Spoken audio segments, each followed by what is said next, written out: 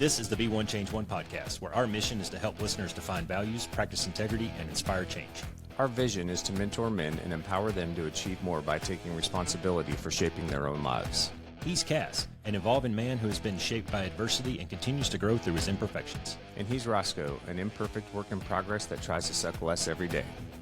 Between us, we have over 40 years of Air Force fighter pilot experience with countless hours as trainers, instructors, and mentors. Join us and learn to take responsibility for your own life as we dive into subjects from leadership to resilience to vulnerability. Be the one who changes their course. Be decisive, driven, and purposeful. Set the example for others. Lead. We wish we'd had this show when we were younger men. Be the one. Which is fine. But no, just with what you were saying, like, I'm just fascinated by some of the things that go on in society and culture right now. And so let me ask you a question. Let's say your brother was super good at business, okay, and made a whole bunch of money.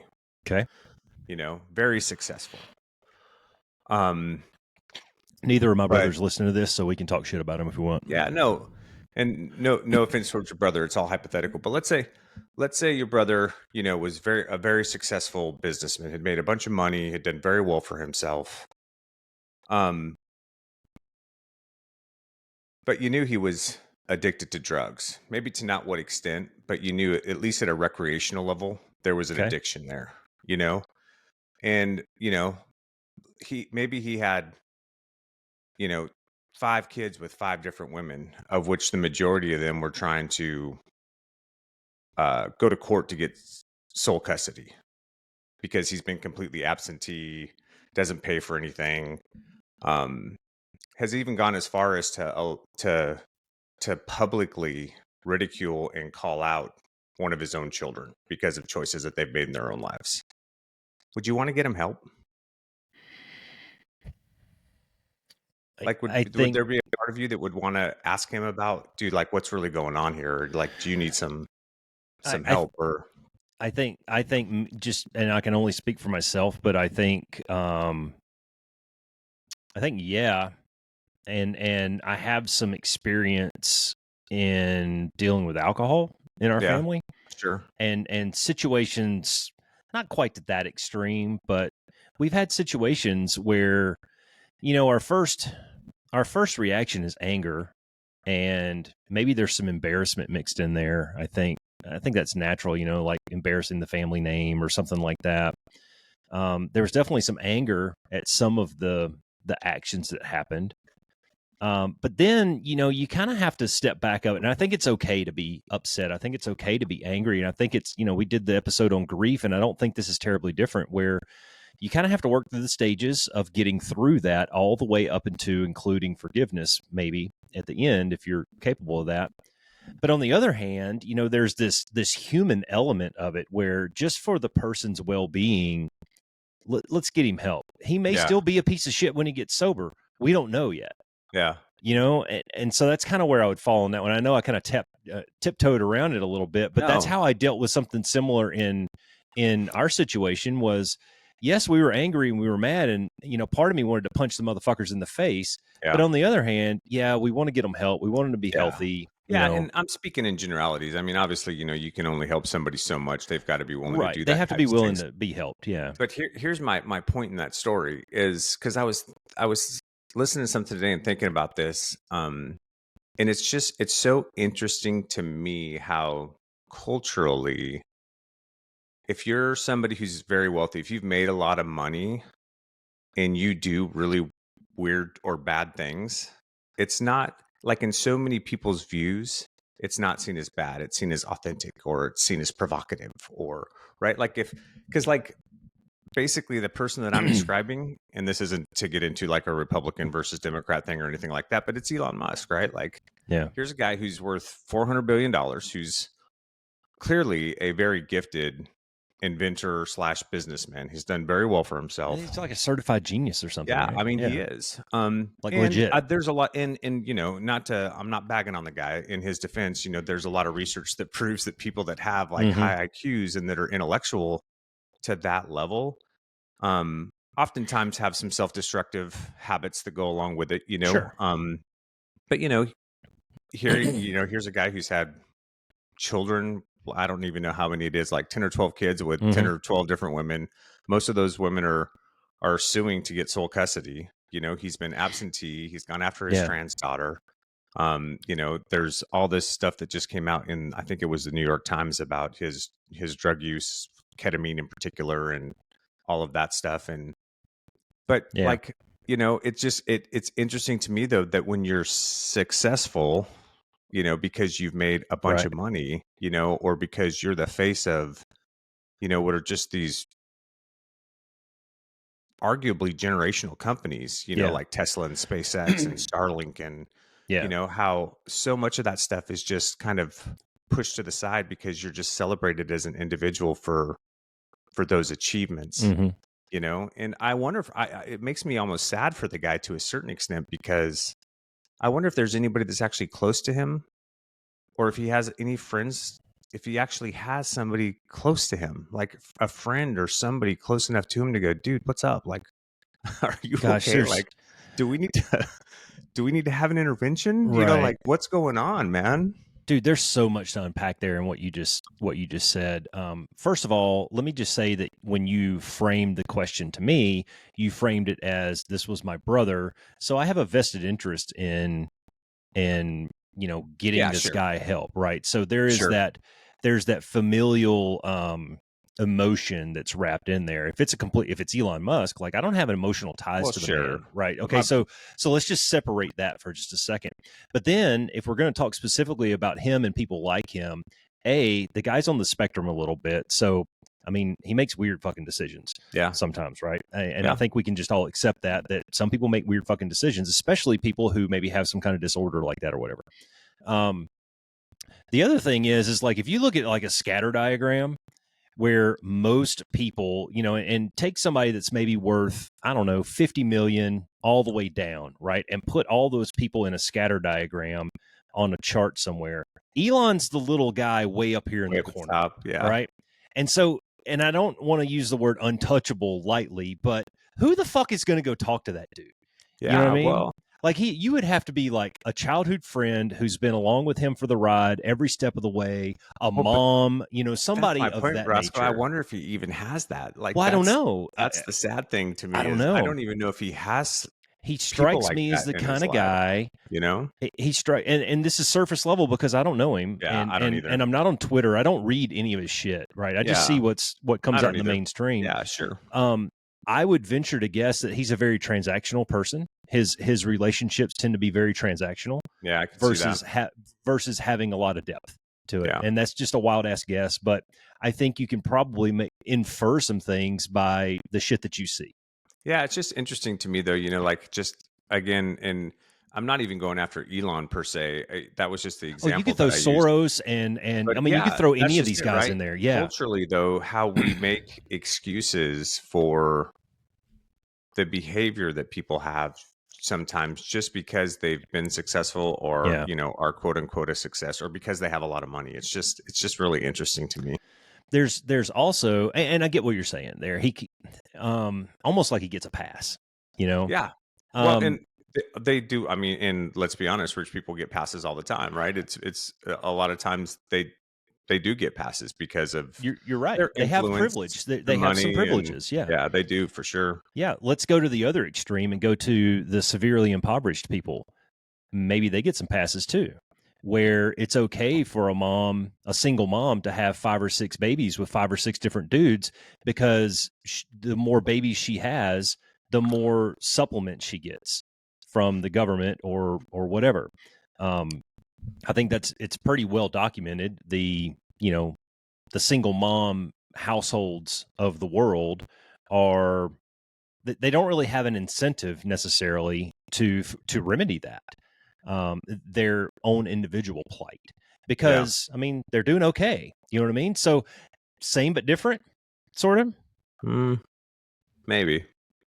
I think you have to look at it. I think you have to look at it a little, not as black and white. Yeah. You have to think outside the box a little bit, but No, I think there's you can draw varying some lines shades of of gray. parallel. They get some free passes in Sure. society, and oftentimes I think we just sort of look the other way. Yeah. Yeah, there's truth to that. Yeah. I think. So, anyways, that was my tangent.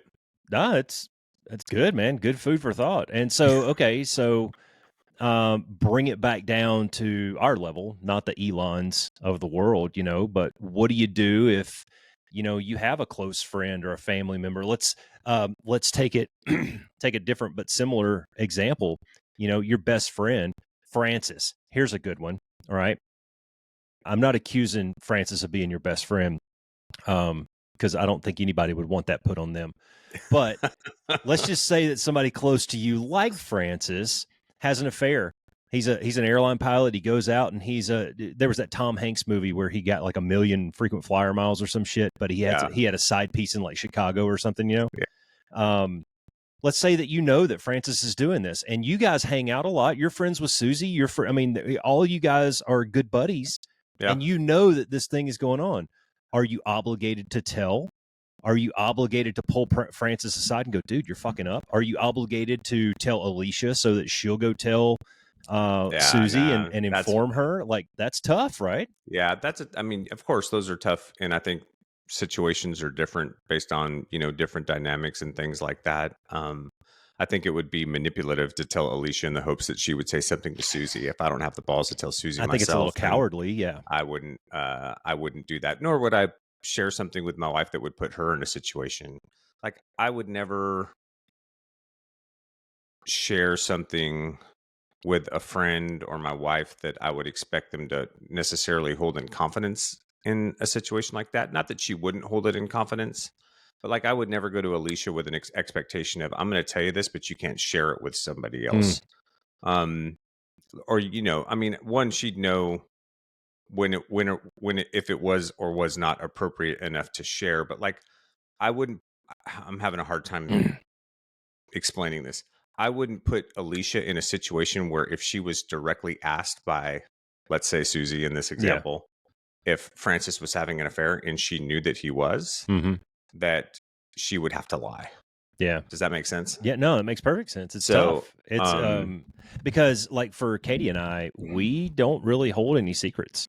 Yeah. And my kids hate it because they know that they'll call mom in confidence. Say, Mom, I got this problem, I got a wart on my dick or whatever, and first person she's going to tell is me. Yeah. Like, and so it was like, why don't you just call us and put us on speakerphone, bro? Because like we never have, I guess it's something that we established very early on was, we're open books with each other, and you see it all, warts and all.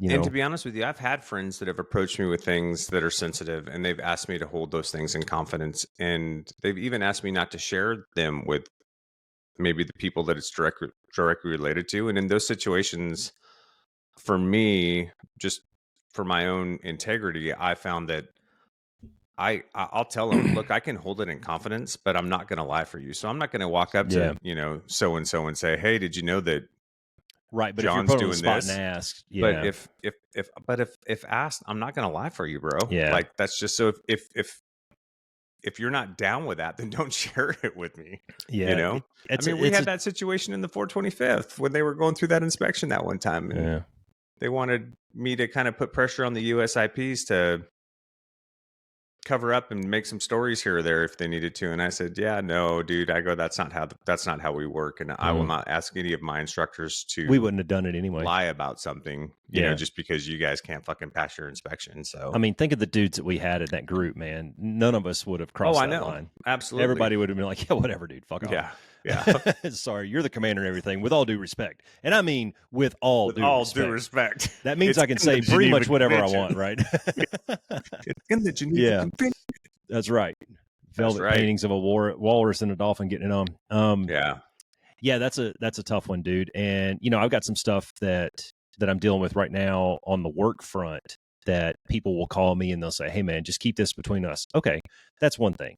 And it's one thing to have a closed door talk with somebody in confidence, on a bro level, and you know it's not going anywhere. That's Yeah, trust, I think, that's built and earned over time. And absolutely. and but I do agree. And I had this conversation with a guy at corporate on Friday. He's a program manager. He's kind of sniffing around, sniffing for information. And so he called me, and I don't know exactly what he was expecting, but dude, I mean, you know me, I'm a straight shooter, Yeah, and I don't think he liked a lot of the answers. But he asked me at one point, he was talking to me about, like, let's say that a guy is curious about working for our company and he calls you up. How are you gonna, like, what do you say to him? Do you help recruit and all this stuff? I was like, first of all, you don't pay me to be a recruiter. So that drives this conversation that I have with him. I tell him exactly what it is, man. This is how much we get paid. This is the work that you'll perform. These are the hours you're expected to be here. Here are the expectations and the standards, right? And then now they can go in and make a smart, informed decision on whether or not they want to work here. yeah, And he said something like, well, I mean, you could paint it in a light so that da da da da da. And I said, hold up, dude, stop. If you're asking me to compromise my personal integrity so that the company can make a dollar, that's yeah. not going to happen, bro. No. Sorry. I Yeah, mean, and I told him straight up, and I probably crossed the line when I said this, but I said, dude, like, we had this saying on active duty that loyalty's only Velcro deep, right? As soon as I go to another squadron and put another patch on, I'm loyal to those guys now. And it doesn't yeah, matter if I just moved across the street or down the road or to another base. And I'm kind of feel like that in the corporate world where, it's whatever 3-letter company is signing my paychecks.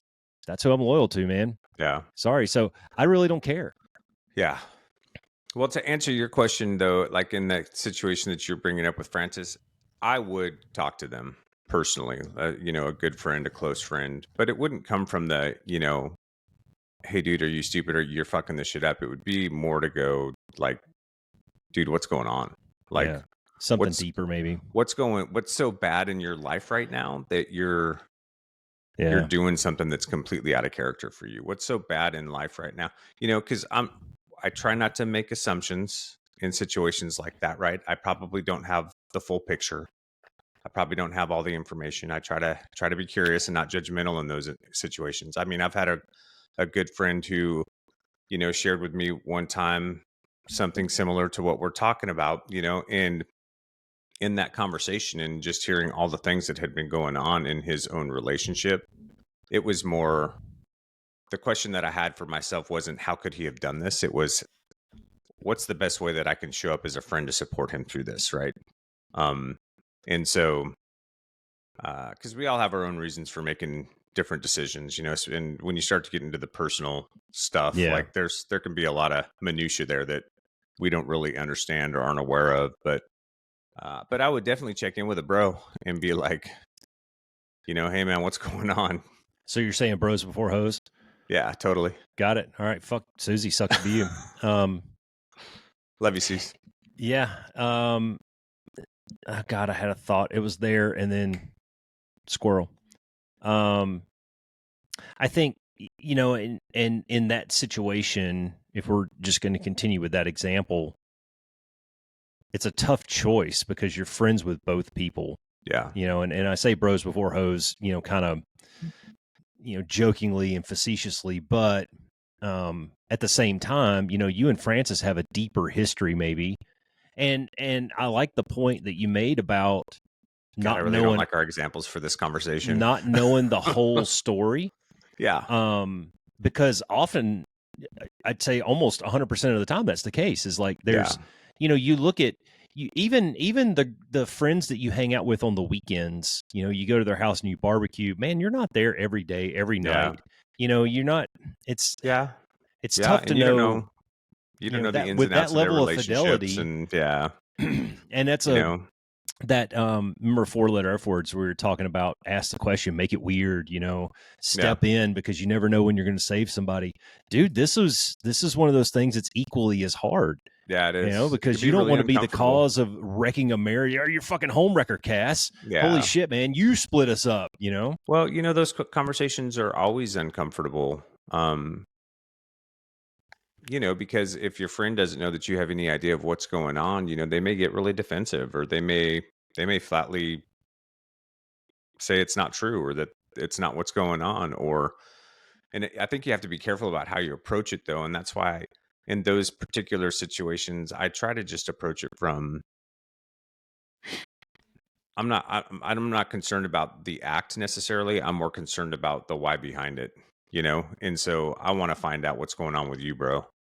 Like, are you okay? Like, what's going on in your life that's causing you to do some of these things or to have these kind of actions? Like, because it doesn't really align with how I know you as a person. Yeah. And I'm just worried about you, you know, and wanting to know if there's something that you need support around, or if, you know, or maybe there's just more to the story that I don't understand, and that's fine too, you know. And it's also their choice not to share any of that. So, That's but true. And I think that what you said there is the qualifier that you need there. It's, I need to find out about you. Are you okay? yeah, Versus tell me what all's going on so that I know the gossip. Like I want to yeah, know the scoop, you know? yeah. Well, And and I'm that's also not here to make you feel guilty or bad about yourself, or to go, well, I wouldn't fucking do that, so you and I can't be friends anymore because I'm so on my high horse that, you know, shit don't stick to me well, or let's whatever. face it, you are kind of on your fucking high horse. That's a bunch of Um, bullshit. yeah. Reference our conversation last night. Um, anyways. Yeah, no, honestly, I mean, I think it's really important to just find out what's going on for the individual, you Yeah. know, and try not to pass judgment. Even if it's hard to understand in the moment, try not to be judgmental in that moment at all. Like, just show support and show up. You got to show up for people you care about. Yeah. Guys like Elon. Yeah, that's a tough one, man. That was a neat way to frame a conversation, not at all related to what we were gonna We initially. always What get we were off on going, we were fucking tangents. 20 minutes in, and we haven't even told the listeners what we're talking about today. I guess we're That's talking about standard. Elon Musk today, which, okay, that's fine.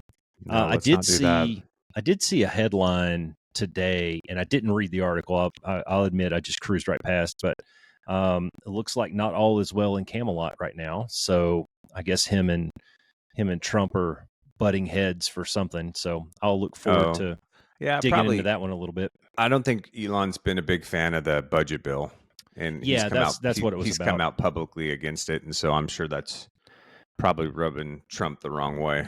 I'll be honest with you, dude. Between the cruise and then going to Bama, I've been dark for like, fuck, it seems like a month. Yeah. I mean, seriously, glove box. Oh, this one, you'll love this. So, we did a vacation inside a vacation, right? So we all go to Bama. We hung out for the weekend, and then Monday we drove down. We drove down to Panama City Beach. Right, Okay. we're going to stay a couple nights at the beach, go play in the sand and whatnot. And we invited my niece and my nephew on my wife's side to go with us. He's 17, she's 12 or 13, I think. And so it's me and Caleb and those two in the back seat. And then Katie rode with Tyler, our oldest son, and the grandkids. So we're caravanning down. Well, we stopped just outside of town to grab a quick bite, go into Burger King real quick, get the kids some fried shapes so we can hit the road, right? And we get back in the car, and I turned around to the back seat to both of these kids, who honestly, man, it's unfortunate that we haven't spent a great deal of time together. Yeah. Over their years, you know, it's usually, you know, we come, we hang out for a week, we don't see them again for a couple of years, kind of thing. Yeah. We know of each other, but we really don't know each other's personalities and all that. And so I turned around to him and I said, "Hey, you have a choice. You can either put your cell phone away, or I can take it away. But when we do road trips, the cell phones go in the glove box, bro. And we talk and we look out the window and we laugh and we sing songs and we have a good time, right?" And they both kind of looked at me like, "You serious, Clark?" Yeah. Yeah. Yeah. And so they begrudgingly put their cell phones in their pocket. And man, we had the time of our lives driving down there. That's It was awesome. a freaking comedy show. We had so much fun. We laughed. Caleb's over there DJing the whole way and kind of navigating, and I'm weaving in and out of traffic. And I mean, we're talking about the cows, for crying out loud. And I looked at the boy later on. I was like, "When's the last time you did a road trip and just talked about cows?" And he goes, "Never." I was like, "See, dude, you spend all your time right here in that freaking anxiety rectangle that you hold in your pocket, right? You miss the Yeah. world." All right, so fast forward. So it's the next morning. We let Tyler sleep in. because he's a night shift policeman. Yeah. So we said, okay, we'll give you a break. We were down at the beach by like 10:30 in the morning. All the kids, all the grandkids, everybody. We got our little camp set up. Tyler comes rolling in at like 12:30, right? Wiping the sleep out of his eyes. I'm sitting under the little canopy. Katie's out reading with her feet in the water. The kids are playing, building a sandcastle and shit. Tyler sat down behind me and went to scrolling on his phone.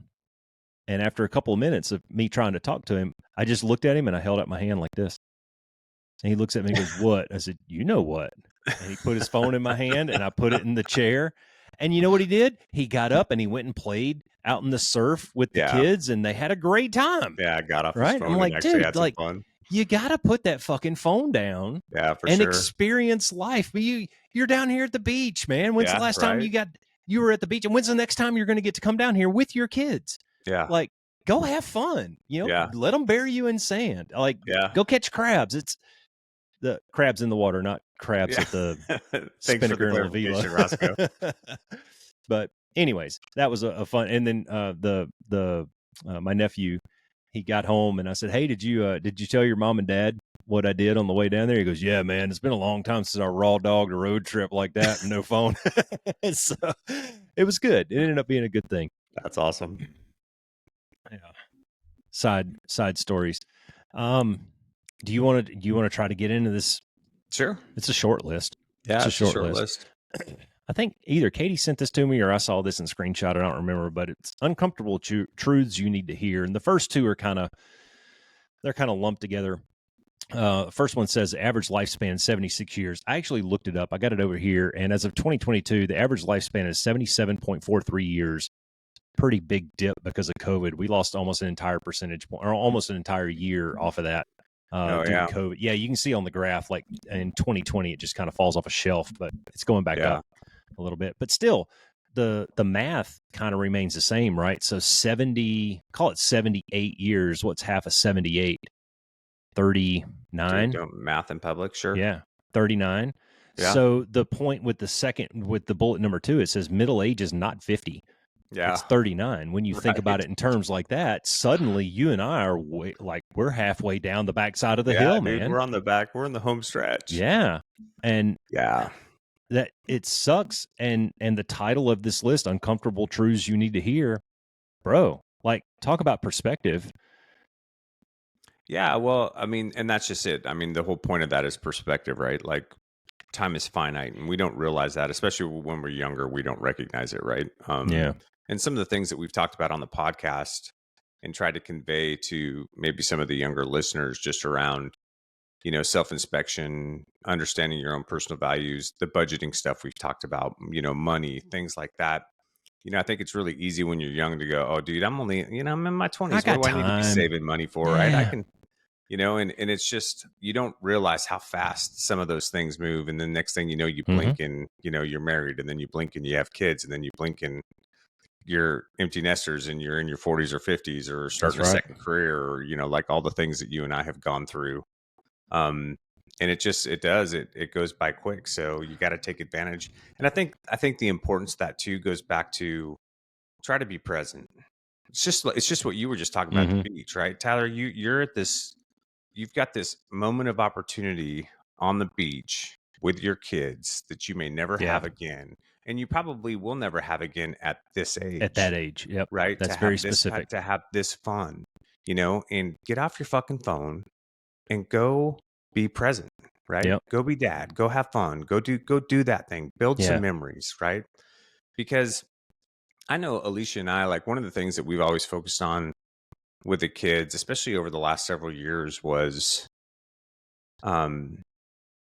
like doing trips where we could build memories with them, like, because that's what those are the things we remember, right? And sometimes it was stuff. It's not about it's not about that stuff, right? It's about the moments that you share, or the experiences that you get to have together. And those things are so important, man, because some of it is fleeting, and you do just get, especially with kids, you do just get certain moments in time with them at specific ages, and it's gone quick, man. It's gone really fast. So I think all of that just goes back to, like, dude, you can't control the past. What happened yesterday is done. Yep. You don't know what the fuck's going to go down tomorrow. All you can control is right now, where you're at, and the decisions you make, the behaviors, the actions that you take in this moment. That's it. And so focus on that. So there's this book. I just pulled it off my shelf. It's called The Intentional Father, A Practical Guide to Raise Sons of Courage and Character by John Tyson. And I mean, it's a pretty quick read. It's not terribly fine print, but there was a line in here that I remember, and he was talking about kind of the rite of passage for a young man into, or from a boy into young manhood, you know, and there used to be back in the old days, there was like a crucible that you had to do, you know, do the obstacle course or walk across the fire or go catch a fish or whatever it Right. was, Yeah. you know, and in our society today, we almost kind of don't have that unless it's very specific to your family or your surroundings. Right. But one of the things that he was lamenting really was looking back on it. He realized like today is the last day that your son is going to be that age. And, you know, I started thinking about that a little bit and I'm like, man, and I got a lot of examples of times that I fucked this up going through the shit that I went through in my career at the ages that my kids were. And it's given me, I think, great perspective on this end because I've gotten to really enjoy Caleb in the last few years. And those are memories that I've made with him that I didn't necessarily choose to have the opportunity with Tyler because there's a 10-year difference there, right? Yeah. Or an 8-year difference. And so just where we were as a family and where he was as a young man growing up, I was making different choices at the time. And now I'm in a different phase of life and a different chapter, and I'm getting to really enjoy creating some of that with the younger son. And we've said for years, Katie and I have said for years that we learned lessons with the first kid that we applied to the second kid, and we learned lesson with that one that we applied to the third kid. So Sure. hopefully, you know, after a few iterations, you get iterative closer. process. Yeah, you get closer to right, you know. Yeah. And I still screw it up. I still I still get angry occasionally over things that I probably shouldn't get angry about. The latest example is him getting a cat card. And he told me we ended up going and having breakfast at Waffle House on Panama City Beach one morning. Just drank coffee and had some eggs and bacon. And we were talking. He's in field training right now at Maxwell, and we were kind of talking about that, a little pep talk and all. And he goes, "Yeah, man, I still can't understand why you were so damn upset about that stupid cat card." I said, "Dude, it was about the principle of the matter. It was like there was a problem that you are perfectly capable of solving. You chose not to, and that bothers me. Like." Because I don't know, I'm a problem solver, and if I see a domino, I'm going to knock it over and move on to the next one, right? Yeah. And he goes, yeah, well, that really pissed me off to the point where I was like listening to your podcast like every day, and I deleted it off of my playlist because I didn't want to hear your fucking voice anymore. and I thought about it, and I'm like, wow, okay, that's good feedback for me. That's a strong reaction. Yeah. It's good feedback though to know that. I mean, there's a lot of things, right? He's a man now. He's almost 21 years old, and he's got limits and boundaries now. Clearly, boundaries and limits that I didn't know, that I was unaware of. Yeah. And I also need to work on maybe the way that I deal with some things and give him a little grace and space to be able to solve some of this stuff on his own and deal with the repercussions if he doesn't, you know? And so it was good. I think it was a good learning lesson. And I thanked him for being honest. Yeah, no, that's great, man. Yeah. That's really good. Yeah. Fucking life. The days are long, but the years are shorter than you think. Do you feel this like time dilation? Like it feels like the days are like 36 hours long, but then you look at your watch and you're like, fuck, man, it's already June 3rd. I know. Yeah. Just the other day, it was January 1st. Yeah. And I think you feel that at different times in life differently too, you know? Like sometimes it feels like sometimes, I'll have a thought or a memory and I'll feel like it was just like, it wasn't that long ago that we were in the Air Force together doing our things and all of that stuff, and 7 And then I realized years. that it was 7 years ago, right? 7 And so years. it's been a minute. And so, yeah, I definitely think that there's that time dilation when it comes to different things for sure. Um, oh, I know what I wanted to say. Sorry, let me step back to our previous discussion just for a second because you were talking about crucible moments, and if there's any Hmm. fathers out there that are listening, I think you can build those if you want, Yeah, especially for with your sure. boys. Um, and so one example or an example that I've seen before and one that I've used is pick a couple of different junctures in your boy's life that you think are important. So for like my son's kind of hitting puberty was the first one, finishing high school was the second, and then before they get married is kind of the third one that I target, right?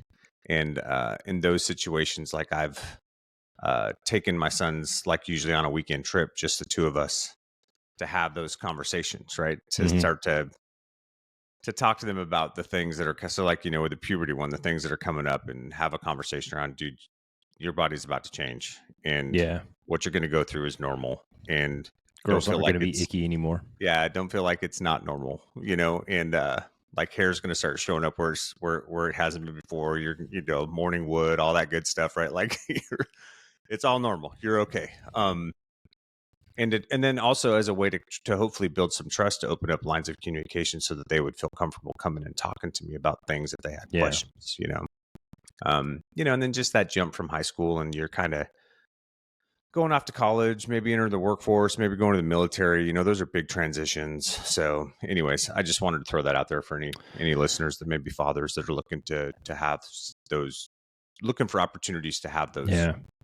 maybe crucible moments, if you will, or just an opportunity to have those conversations. So, anyways, Yeah. um, I think if you're a father, if you're a dad, and you're questioning some of that stuff, this was a really good book. I really enjoyed it. The Intentional Father by John Tyson, and it's got a little bit of like workbook style stuff towards the end of the chapters, which is kind of good to get you thinking. He has sure, some good questions yeah, in here, but I mean, I just opened it up to a random page here, and there's a page here. It's got two columns, and in one column, it's they had done this survey with a whole bunch of dads, and they asked them what my dad got right, and then what my dad got wrong, and they put it into two columns. And it's pretty good. Some of the things that he got right was he was a good provider. He was loving. He was involved in sports. He was open-minded. He had a strong work ethic. Okay, that's good. On the things, some of the things that he got wrong, he was judgmental. He worked too much. He partied too much. That's kind of funny. He was too strict. And there's a whole list in here, and I think you can learn as much from the negative as you can from the positive yeah, in this context for sure. And there yeah, was a Thomas Sowell quote at the beginning of that chapter that I just looked at, and I'll paraphrase a little bit, and it says, "Don't forget that before your dad was a dad, he was a son too." Right. And when you kind of reverse engineer that, you realize like here we are sitting here as dads, and one day we were sons and we were yeah, looking at our dads, and we can learn from that. We can yeah, learn the for sure, positive and the negative and apply that. And I know I have, things that my yeah, dad got right and things that my dad got wrong. And I apply those to and I have no doubts that my children are going to look at the way that I parented and go, yeah, I really like that. And I fucking hated that. yeah, And that's going to inform how they parent their kids. yeah, for sure. So how the hell did we get from the average lifespan being 78 years Uh, to anyways, there we go. well, okay, let me see if I can put a bow on this. And there was another book in here about leadership that I was reading, and it says you only have a moment. There was a line in there. It says you only have a moment to enjoy this moment. So let's take that back to the life expectancy. Let's take it into parenthood. Let's take it into your career and your extracurriculars and that project that you've always wanted to do, but you've been too fucking scared to start. You only have a moment to enjoy this moment. Yeah. So like there's no time but the present, right? Well, And that's just it. yeah, go Yeah. ahead. No, I mean, you're absolutely right, man. And we've mentioned this several times in the past, and that's just there's never if there's something that's if there's something in the back of your mind that's gnawing away at you, an idea, a project, a Yeah. shift in career, whatever that thing is, if it's sitting there gnawing at the back of your mind, there's never going to be a perfect time to execute. Like at some point, Mm. you just gotta go.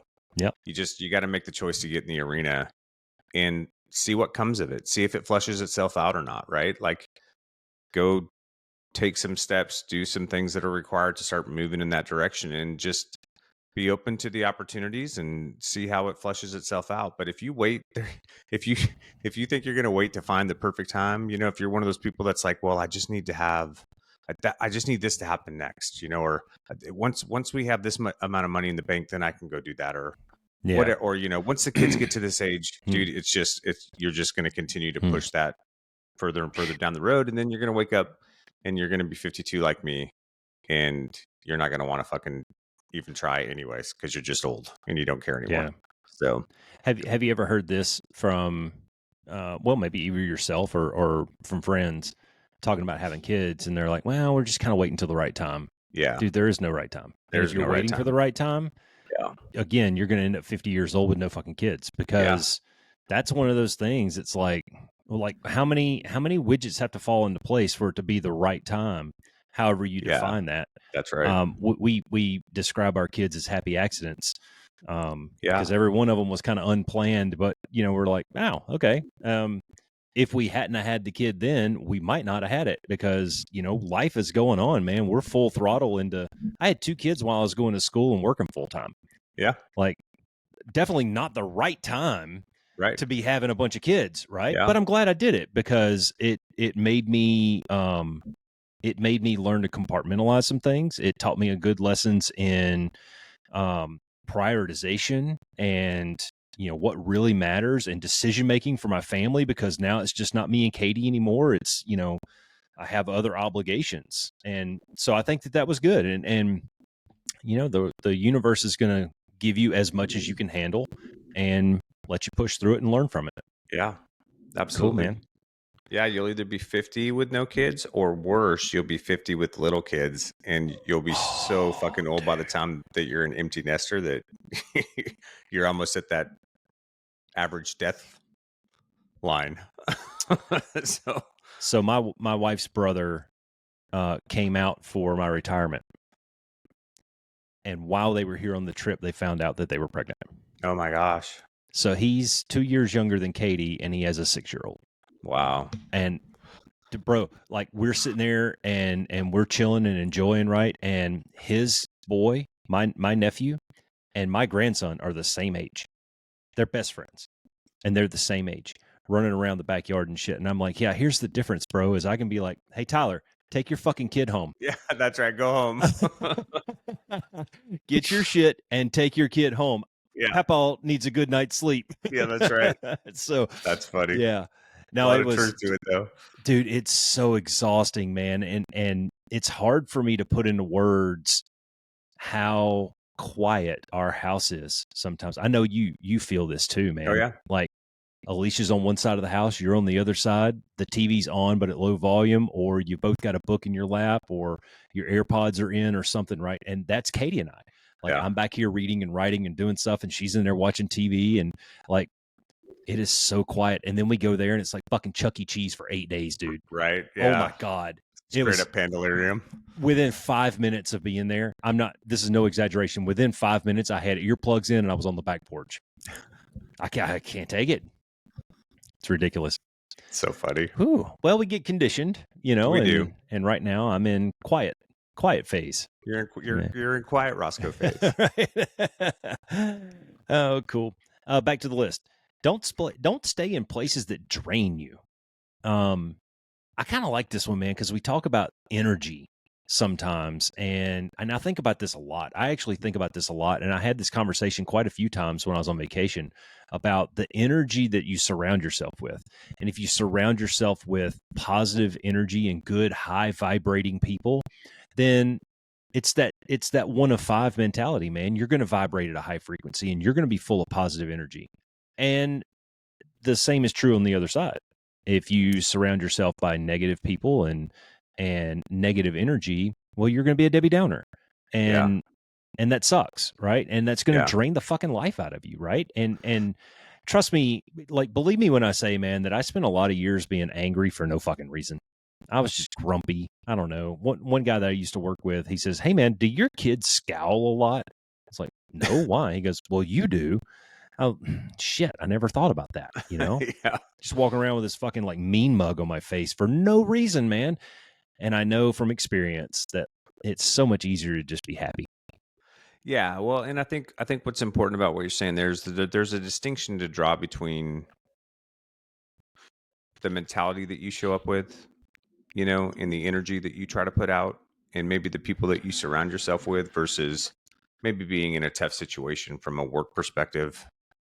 Maybe your work environment isn't the best, or something like that. And then, like, I think a lot of times people want to jump because they're just like, oh, well, this is draining my energy. This is negative. This is a negative space. Blah blah blah blah blah.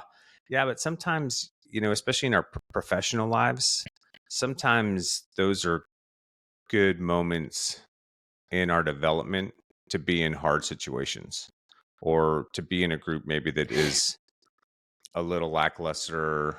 I mean, like I learned so many lessons at one squadron, one of the first squadrons that I was in. Very lackadaisical attitudes, guys not motivated, just all kinds of stuff going on. It wasn't a great place to be. A lot of backbiting, it was very cliquey in Mm, certain ways.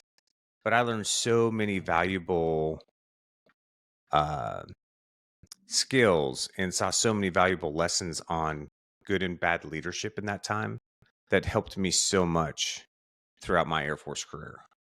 I learned so much in that time, and it wasn't a really fun time necessarily. I was fortunate because, like you were saying, I was able to surround myself at my level with some other guys that were kind of in the same camp as me, were motivated, wanted to yeah. get better, and we kind of took it on ourselves to train each other up, to do the study sessions together, to ask each other the questions, to figure some things out, to ask the difficult questions. Um, but it wasn't a really fun time. It was kind of gross. But man, I learned so much in that from the leaders I saw, that had good influence and bad influence, just the decision making process that some people made. So many things that I was able to pull out of that, of both good and bad ways to approach similar situations, Yeah. and so I take that one with just a little bit of grain of salt, because I think it's important to focus on who are you surrounding yourself with, and what's your mentality going into a situation versus the situation itself. Does that make sense? I think you kind of have to Yeah. delineate those two things No, it and does. not be And gun shy or try to turn away anytime things get bad or negative, potentially in an environment that you're in. yeah, I think it's a very slippery slope though. Because who doesn't like a good sport bitching session? Well, sure. Sit We used to around do with it your all the bros time. and just sport bitch about whatever, We used to come into fucking my office all the time, man. sport bitch about Elon or sport bitch about the commander or whatever it is, Yeah. It's good. And I think a requisite amount of that is healthy. And it was always a fear of mine when the kids stopped bitching, like that was a problem. It kind of meant that they didn't care anymore, almost. Yeah. And if you're not careful, that can kind of, it can suck you in like the Zarlak pit, man. Yeah. And it's tough to get out of that. And I mean, I was there, I've been there, and it's, I don't know, it's a conscious effort, I believe, to not get wrapped up in that. Yeah. I saw it last summer and last fall in the election cycle with people very close to me who got sucked into that disaster porn of politics Yeah. that was on Twitter every fucking day. And I'm just like, guys, like, delete your account. It's Yeah. simple. Right. Delete your account and go Yeah. for a You're walk. driving yourself crazy. You're doing this to yourself. Stop it. And I think it's tough sometimes because, occasionally that kind of stuff is entertaining. I like to go on YouTube and watch a good, montage of this, that, or the other. But on the other hand, I don't like to sit there and dwell in it because I don't know. I like to vibrate at a higher frequency these days. Yeah. I'm with you. Yeah. I think it's easier. But there was an old saying a while back, and I don't feel like Googling it right now, but it's like, it only takes a few muscles. It only takes like 2 or 3 muscles to smile, but it takes like 50 something to frown. Like, it's just easier to smile. Yeah. Well, I mean, and so much of that too, though, Roscoe, goes back to control what you can control, and the stuff that you can control. If you want to spend your axle on that stuff and drive yourself out of your mind and, get upset or get depressed or have a ton of fucking anxiety around shit that you have absolutely no control over and aren't going to be able to influence or change, why would you do that to yourself when you can just focus on you, focus on what you can control, and then try to make the best decisions you can from there? Well, I think just biologically, I think cortisol and dopamine are Sure. they're heavy hitters, man. Yeah. And you wake up in the morning and you're anticipating this revelatory thing that's going to come out on the news or on the socials or whatever, and that gives you that buildup of dopamine, and then when you log in, you see it, then there's that dopamine release, and you're like, oh, I fucking knew it, and then all of a sudden you end up getting pissed off, and that's the cortisol that's shoved into your system, and I think those are major players just in the biology of it. Yeah. And I think it's insidious a little bit too. I'm listening to this. I was listening to this podcast. Theo Vaughn had Andrew Huberman on the other day, and they were talking about dopamine releases and how there are some drugs out there, like methamphetamine is a good example. It's probably the highest, and it doesn't really release any more. What it does is it shortens the time to get the dopamine release. It takes it from, I don't know, say 5 minutes to a couple of seconds. And that's what they're after, right? Is you take this and you get that immediate surge of Yeah. dopamine, right? Well, what you end up doing is you bump the threshold out. Every time you do that, you bump the threshold out just a little bit more and a little bit more and a little bit more. And you Sure. think that you never let your dopamine level come down back to a baseline level. It's always elevated. And you think that by taking another hit that you'll bump it more when it's already there, dude. Yeah. It's It's already up, maxed out. Yeah. And so, yeah, it's almost this false dichotomy of how you have to think about it. Like you need that time for it to come back down. And that's where some people will like sleep on it. And then wake up the next morning, the first thing they want to do is log into Twitter and get that dopamine hit, right? Because now you've allowed it to come back down to baseline levels, and then all of a sudden, boom, you can shoot it back up for the rest of the day, kind of thing. And it is insidious, man. I know I sat here and watched it. I watched it last fall, and man, I intentionally logged out of like all the things. I didn't watch the news. I didn't turn on any of the news platforms or anything. I went to YouTube and I watched like Kill Tony and fucking hunting videos and stuff like that. Right. And I can probably quantify how much happier I was over sometimes you got to do that. Sometimes you got to build that space for yourself, that decompression space for yourself. It's important. Just looking out the window, actually man. Some good self-awareness on your part. Well, and that was going to be my point. I completely forgot what my point was going to be, but thank you for reminding me. You're welcome. Those people who, well, that's what you're good at, fixing my fuck ups. Those people who I think get trapped in that, maybe need to work on kind of developing some of that self-awareness and knowing when to unplug and put the thing down, because it is addictive. And if you know that about yourself, if you know that you have an addictive personality or that you're getting a little too sucked in, so to speak, by some of these things, then you have to have the self-discipline to go along with that mindfulness. It's one thing to know it. It's another thing to be able to do it. Yeah. And there's a little bit of a bridge there between those two. Like I know that sitting here watching TV and eating Cheez-Its is bad for me, but God damn, those Cheez-Its are good. Right. And I don't want to put them down. And that couch is comfortable. It is. Yeah, right. It's not a couch. It's an electronic theater chair with lights and shit. Yeah. There you go. Exactly. Even better. Pimping. Yeah. Anyways. Woo. That was fun. Eventually, the only thing you'll regret is not doing more of what you love.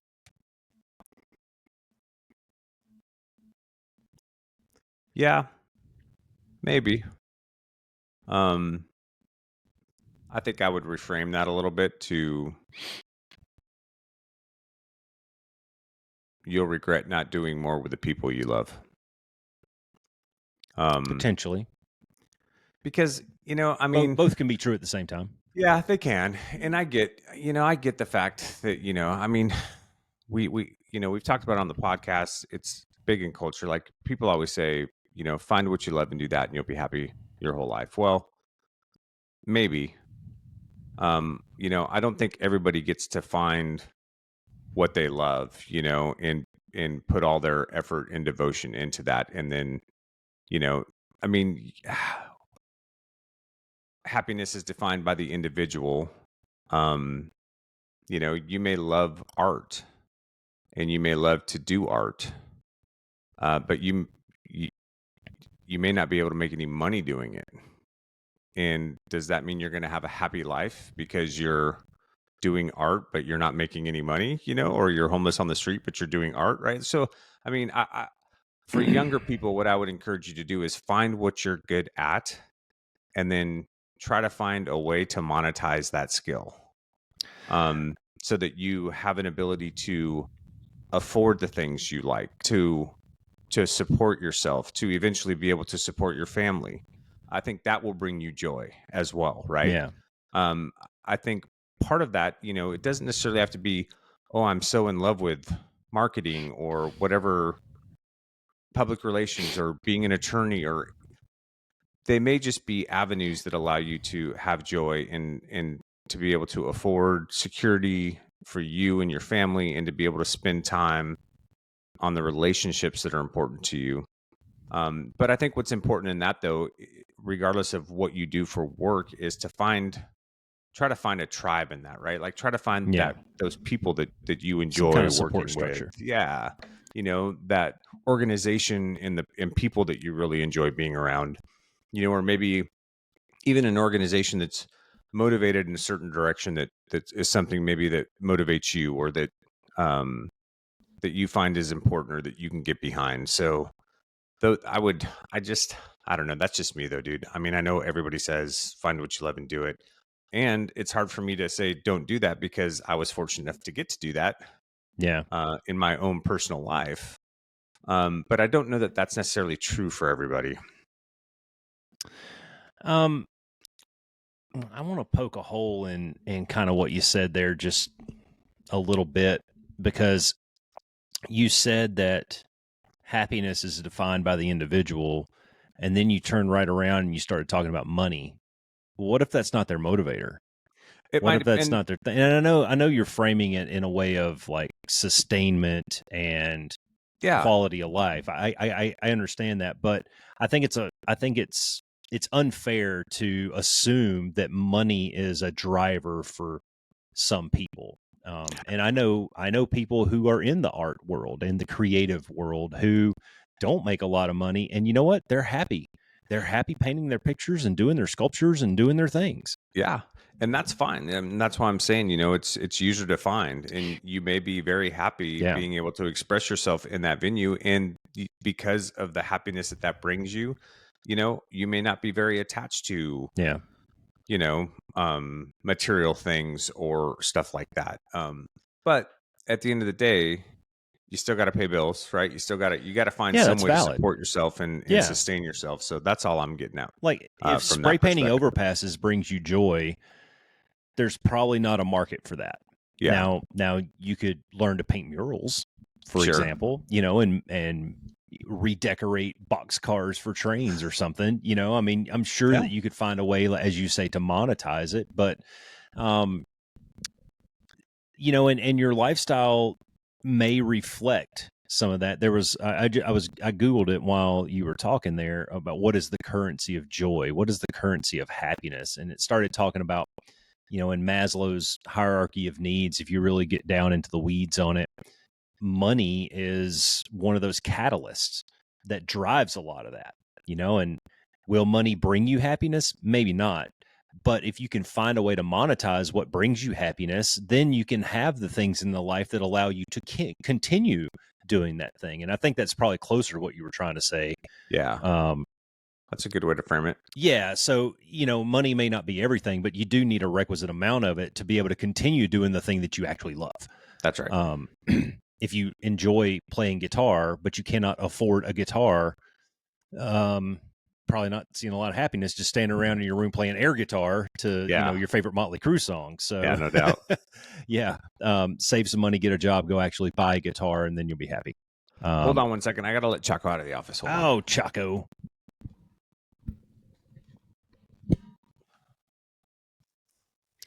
Well, while he's gone, now's a good time to talk shit and Okay, I'm back. call him all the names. Oh, sorry, he's back. I'm back. Yeah. Yeah. There you go. I was just talking shit to you, to the listeners. That's okay, so, man. I'm used to it. I got thick skin. That's cool. Well, that was the last one on the list, man. What else you got to tag onto that? Uncomfortable truths that you need to hear. Yeah, I don't know. I think that sums it up. I would be remiss if I didn't publicly thank you for your feedback on a project that I did. It's not lost on me that when I ask people to engage in that, I mean, you're talking about reading a 90,000 word novel that takes a lot of time, and that's time that you could be spending with other people or going to do things or, going out to eat with Alicia or whatever. And so it's not lost on me when people actually read my work and give me feedback, that is a big time, Jack. And so thank you. I appreciate that. Yeah. And in all sincerity and honesty too, man, I really appreciate you asking me to. I appreciate you, trusting me to be one of those, few people that you felt comfortable sending it out to, and thanks for being open to the feedback. So, well, we talk about this. We talk about this a lot. We've talked a lot about feedback and how to give it, how to receive it, and I think it's also important to know, like, variety. And let me explain that a little bit.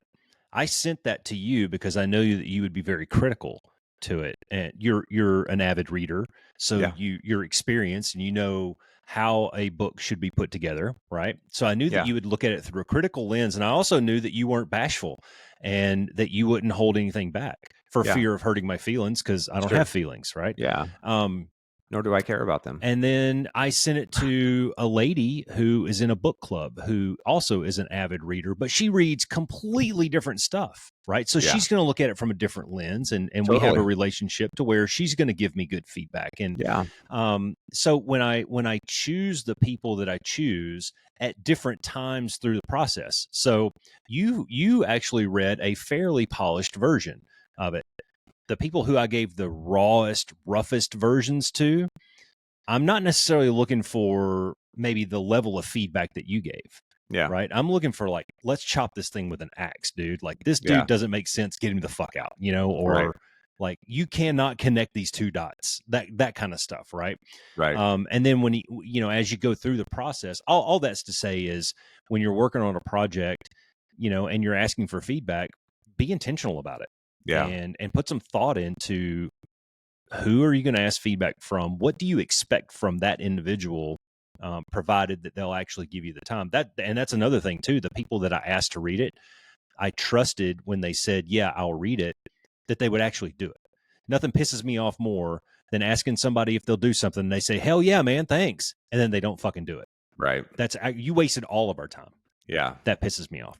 Anyways, no, and I think that's a great point about, but just to piggyback on that, bro, I think that point of variety is really important in feedback. And I don't know if that's something that you and I really pulled the thread on when we've talked about feedback in the past, but I don't think we did. It's I think it's really important, especially if you've got maybe something that you want some critical feedback on or something that you can improve on. Like, yeah, dude, don't be afraid to reach out and ask people who may have a differing perspective than you, right? Because for sure.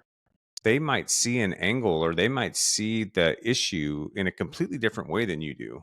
Yep. And that might be really, really effective. That may be really positive and effective feedback that you get from them, but you have to be open to it, right? You have to have an open mind in that. That's the key.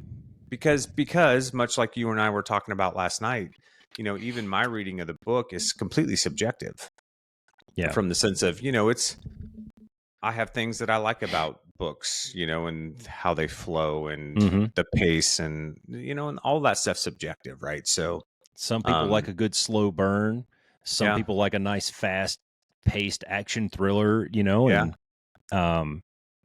Yeah. And, to be fair, it's the responsibility is on me as the author to know my audience and understand if this is my audience and these are the types of people that I'm writing this book to, they expect a certain thing, right? They expect a certain level of action. They expect a certain length of the chapters. That was one that we talked about a little bit last night, right? If all of my chapters were 20,000 words and there were only 4 chapters in the book, you'd fucking be bored to tears, right? It's just like one long run-on sentence. Yeah. But when you break it down, and Richard Fox said the same thing when he was on our show back in August last year, August-September timeframe, he said that pacing is so important, right? Because he knows his audience and he knows what they like. He knows that they want this thing to just chop right through. And that's kind of what I want. I want you to read it and go, oh, fuck, I was just going to read to the end of this chapter, but I'm already there. Let me read one more.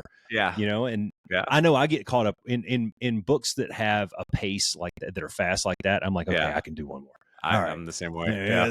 All right, this chapter's only 4 pages. I got this. Yeah. So I like that. No, that was good feedback, man. I appreciate that. So yeah, you thank bet, brother. Yeah, thank you. What else? Got anything else? Be the change. All right, be the one. Thanks for flying with the Be One Change One podcast. If you got something out of this show, then be the one and share it in your circles of influence. You can be our wingman through our website at www.be1change1.com. That's B and the number 1, change and the number 1.com. We invite you to be the one and join our fighter squadron on social media at Be1Change1 on Facebook, YouTube, and Twitter. You can follow us at Paul Roscoe White on Facebook, Instagram, and LinkedIn, as well as Roscoe's website, www.paulroscoewhite.com. You can email us from the website and please leave comments, share, and ask questions, or leave ideas of things you would like to discuss on future podcasts. Most importantly, be the one that helps us win the algorithm by leaving a review on whatever platform you're listening on. Thanks for joining. Until next time, be the one.